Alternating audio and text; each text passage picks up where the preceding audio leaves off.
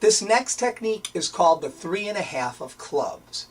Now, I suggest in the book that you talk about working together as a team and problem solving, and how do we do this more effectively. It's a wonderful opening to talk about cooperation and working together as a team. And I tell them that they have to work out problems, much like they do a math problem. And I suggest that we do a little math problem just to demonstrate. So I bring out a deck of cards, and I tell them that we have to select one of these cards. Okay, I show them all. Okay, and then I ask them to do the cut deeper force. Okay, and I explain that in the workbook. To do the trick, you need to have the 7 of clubs on top of the deck, remember. Okay, because that's the card they're going to cut in half, which will wind up being the 3.5 of clubs. Okay, that's on top of the deck.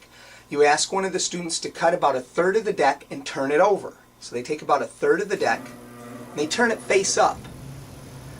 Then I ask them to cut deeper and turn it over. They do that again. I then explain that I'm going to spread through the cards, and the first card I come to will be their card. So we come to this one, which of course is the 7 of clubs. Now I'll do this face up so you can see what happens. 7 of clubs is here. You tell them to cut the cards about 1/3 of the way. So they do about 1/3 of the cards. They turn them over. Okay. Then I say go deeper, and it turns them over. So now all the face up cards, the last one of course will be the 7 of clubs, which will be face down when you do it, obviously. Okay. It'll always be the 7 of clubs. So it doesn't matter where they cut. You just have to make sure they cut deeper the second time. Okay. One more time.